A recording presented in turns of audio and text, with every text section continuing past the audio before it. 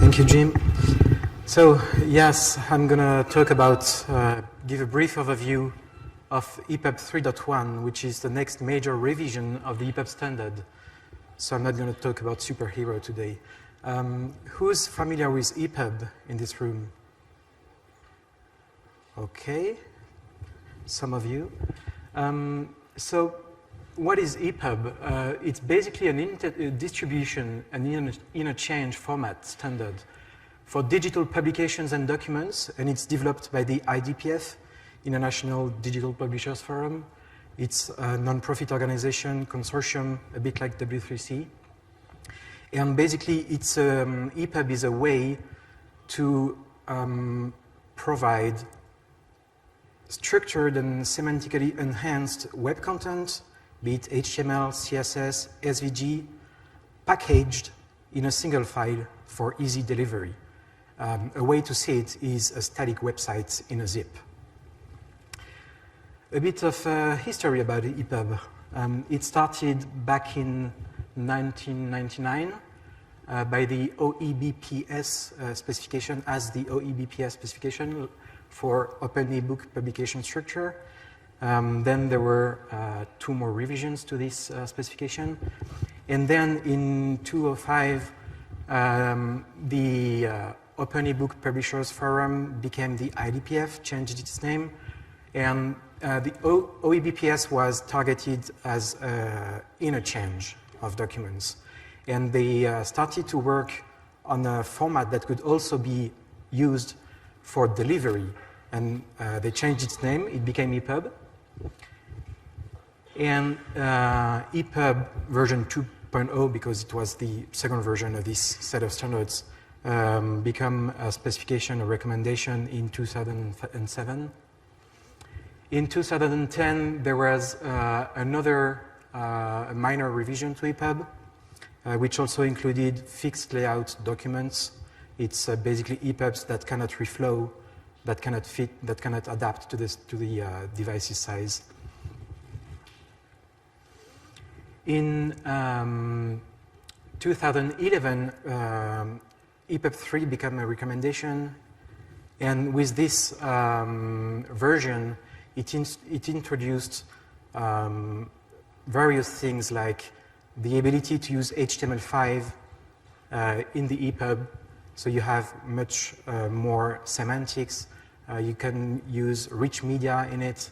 It also focused a lot more on accessibility, on support for internationalization, global languages. It introduced the media overlay specification, which I demoed quickly the other day, which provides a mean to provide synchronized text and audio in the same publication. So it was a major change, and again, a bit more aligned with the web, because EPUB 3 was more and more using web technologies under the hood. In 2014, EPUB 3.1, a minor revision to the EPUB 3 spec, basically spec cleaning.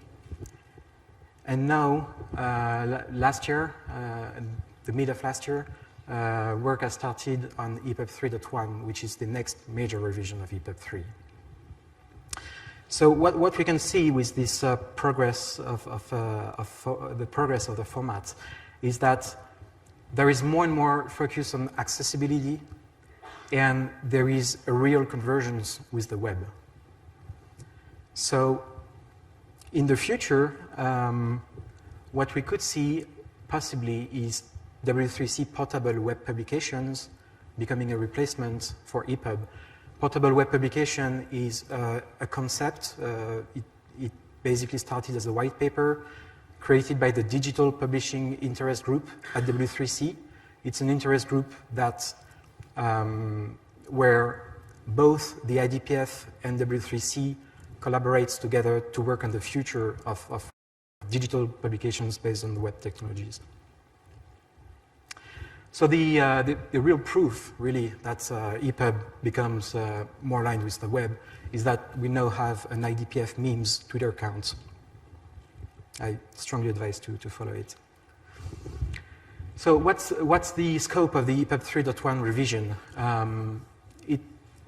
the scope is to consolidate the existing specifications, the existing technologies, to simplify it in the meantime, to strengthen the alignment with the web, and again, to add more and more accessibility features. We have an aggressive deadline, and the spec should be should be adopted at the end of this year. And so let's start first at looking how it's reorganized. EPUB 3.1 is an opportunity to reorganize the spec. So we now have one spec to rule them all. EPUB is basically a set of specifications. The EPUB open container format, which defines how the package is working. EPUB publications, it defines the structure of the package, how it's described.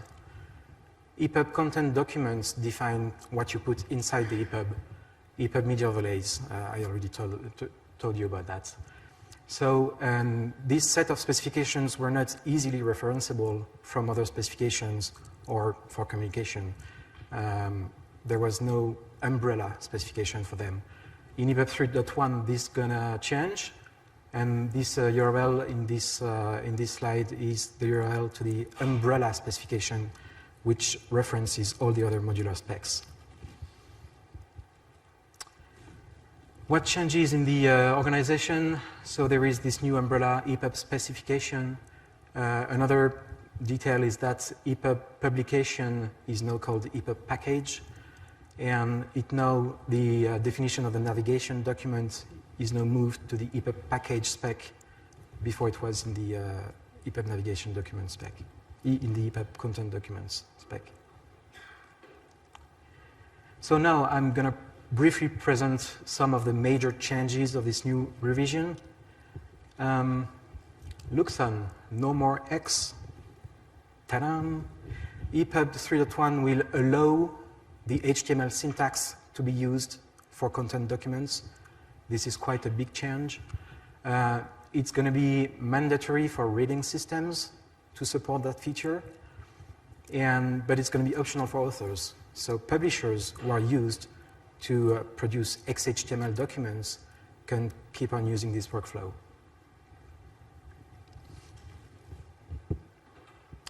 One of the outcome of the digital publishing interest group is that they they extended the Aria specification. Aria is accessible, rich internet applications, and they extended the Aria role attribute. It's an attribute to semantically enrich HTML content, HTML structures. So they came up with a new vocabulary of roles dedicated to digital publishing, and EPUB 3.1 adopts this new Aria role attribute with this new vocabulary. Because EPUB 3.1 in the HTML syntax cannot use namespaced attributes, it's a constraint of the HTML syntax, Aria role becomes the recommended way to provide semantical annotations in EPUB. It's the only option in HTML, and of course, for XHTML documents, you can still use EPUB type attributes combined with the Aria role attributes. What's new as well is that EPUB is having a new BFF. What's a BFF? It's a browser-friendly format. So EPUB basically is not directly readable by a web browser. It's a zip, right? So, but on the other hand, it contains web documents in this zip, HTML files, CSS, SVGs. So we want to provide a way to unzip, to explode an EPUB and put it on a server somewhere. And because EPUB is also described by proprietary, although standard, XML formats, the EPUB package, what binds the content files together, is described in a proprietary XML language. we are also working on an alternative serialization of this package description to be used in this web-friendly format. It's not been published yet in the draft, in the first editor's draft, this browser-friendly format. It's still being worked on. Metadata, changes about the metadata. In EPUB 3, metadata, you could add a lot of metadata in the package document, the file that describes what's in the package. And you also had a refines attribute that said that some metadata was refining another metadata or was refining a specific content document. So it created a very complex graph of metadata, and it caused a lot of trouble for publishers, authoring tool vendors. In EPUB 3.1, we're trying to vastly simplify this metadata system. So all the metadata that is required, well, that is recommended to use in this package document is just a DC identifier, DC title, language information, type information that says whether an EPUB is a dictionary, is an index, is educational material, DC creator, DC publisher, and for if you want more metadata, you can link to external records using a link element. And so you can provide an entire set of additional metadata in a standalone file that you can provide either in the package of the EPUB or online on your servers. And another thing that can be noted is that this external metadata has higher priority than the built-in metadata. So if later you want to change your metadata and update a bit of information, it will be higher priority than the built-in metadata in the EPUB. Accessibility, what's new in accessibility? We're gonna say that EPUB content should conform to the Web Content Accessibility Guidelines, version 2.0. It's a specification developed at W3C. And we are also talking about creating an accessibility profile that will better describe what's needed to create accessible EPUBs, and it will be more strict than what's recommended in the basic course of specifications. And so these were the big changes, and there are also various set of more maintenance-related changes. The CSS things have been cleaned up. EPUB 3 defined the CSS profile. It's no longer the case in EPUB 3.1. We'll refer directly to the CSS snapshot provided by the W3C. EPUB 3.1 also cleans up some of the prefixed CSS properties. There were -EPUB -something properties, and some of them are deprecated, some of them are kept because there are no alternative in the CSS standard. The scripting approach mechanisms is clarified as well. The EPUB 3.1 allows new core media types, notably for fonts. The new Web Fonts 2.0 is going to be a core media type. And there are some little changes in the fallback mechanism for foreign resources. So in EPUB, when you have a resource that is not a core media type, that the EPUB reading system is not expected to understand, you have to provide a fallback for this resource. But what changes in EPUB 3.1 is that if this resource is not directly intended to be rendered, if it's, for instance, a CSV file that is further processed by a script, it no longer requires a fallback. Some features are removed from the specification. The NCX, it stands for Navigation Control XML documents. It was first specified by the DAISY consortium for the digital talking books of DAISY. Then it was adopted by EPUB 2.0 as the navigation document language. In EPUB 3, we kept this NCX for backwards compatibility, so that an EPUB 3 could be read in EPUB 2 compliant readers. But tentatively, we'll remove the NCX from EPUB 3.1. The guide in the package document, the guide element, it basically specifies the list of landmarks in your EPUB is going to be removed as well. The bindings element and all the EPUB namespace elements in HTML content.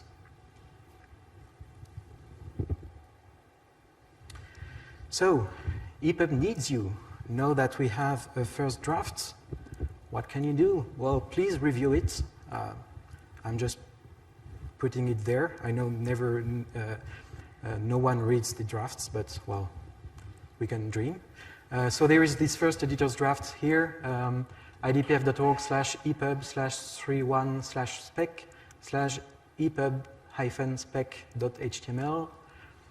And there is also an overview document linked from this specification and EPUB 3.1 changes document that better summarizes a bit more exhaustively all the changes from EPUB 3. How to provide feedback once you read this draft. You can file issues in our GitHub repository.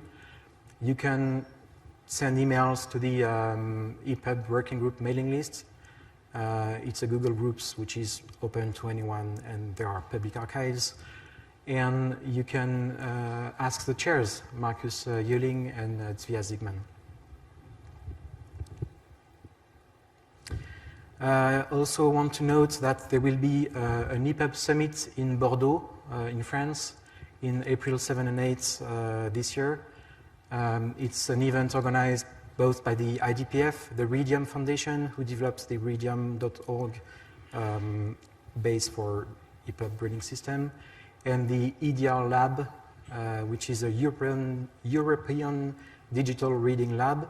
It's basically a branch of Redium in Europe, and it's based in Paris. So if you want to learn more about EPUB 3.1, what's the future of digital publishing at IDPF W3C, you can join this summit, and here is the link to register. So thank you. I guess we have time for questions, if you have any.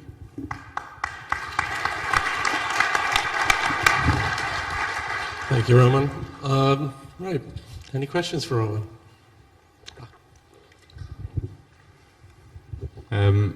You didn't mention the hybrid format, nor the relationship of the 3.1 with the fixed layout. Is there any update related to? Well, yeah, fixed layout is included in EPUB 3, and it's still included in EPUB 3.1. So there are no major changes in the fixed layout documents. So all the changes I mentioned here also apply implicitly to fixed layouts. You will be able to specify fixed layouts in HTML and these kind of things. As for the hybrid layout documents, it's a separate spec and it's not part of the core spec, and it's not used. It's more of a note than a specification.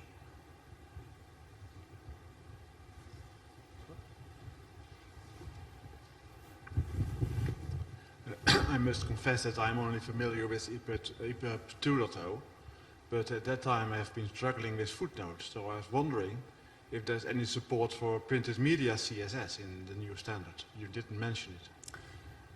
Well, EPUB is not directly intended to be printed. It's intended to be rendered in an EPUB reading system. So the specification does not say anything about printing an EPUB. Work is being done separately at the W3C in the CSS working group on CSS paged media, and because EPUB is based on HTML, if you apply a CSS print style sheet to the HTML content in an EPUB, it works as with any other HTML content. There is nothing specific to EPUB. We can further discuss about the topic during the break. Any more questions? Oh, we have one.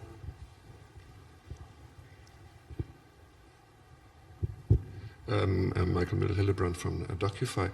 I will be challenged with creating the first EPUB output from our content management system. And my question is, how do you, can you say something regarding the adoption of EPUB 3.0 on the reader side? Like, are you kind of satisfied with how far this went or not? Well, personally, I don't mind a lot, but no. I mean, I don't know if there is an official answer for the satisfaction of IDPF. That's what I wanted to say.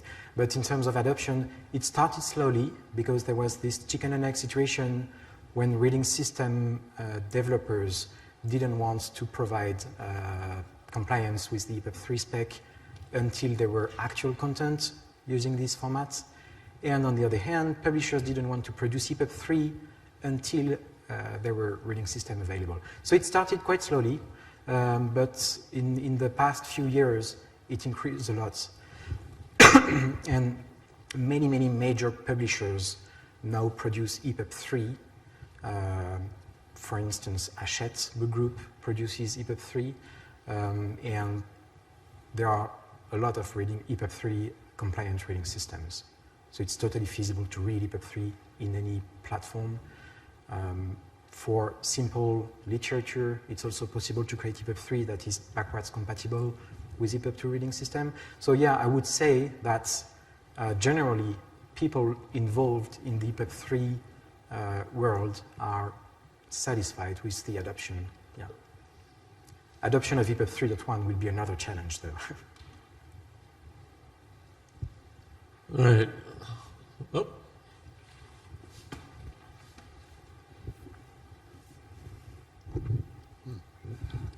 Nick Gibson. A lot of the things that you were talking about as simplifications feel like taking away a lot of the complexity and richness that was in EPUB 3. Is that because they were felt unnecessary or because people weren't using them and weren't adopting them? Okay, maybe I wasn't clear. It's not taken away. It's just using another attribute for the same kind of inflections. So it happens, so basically Aria role, the role attribute in HTML, replaces the EPUB type attributes in EPUB. What about things like EPUB switch? EPUB switch, it's removed, simply, yeah. So for those who don't know what EPUB switch is, it was an EPUB namespaced element that you could use in HTML to say, well, if this feature is supported, use this chunk of HTML, render this chunk of HTML, otherwise render this other chunk. And it was totally not HTML standard, and it's been completely removed. I have a short question. Could you name a couple of the companies or the types of organizations that are going to go to the conference you mentioned in Bordeaux? Well, there will be representative from the IDPF. I think Marcus Yuling is going to make a presentation. Representatives from the W3C. Ivan Herman is going to talk as well. There will be people from publishers, from this Hachette book group. There will be people from the reading system developers, people from the Redium Foundation, notably, people from DAISY. Sorry? And winemakers, yes. And winemakers, a lot, yeah. All right, thank you, Romain. Sure, thank you.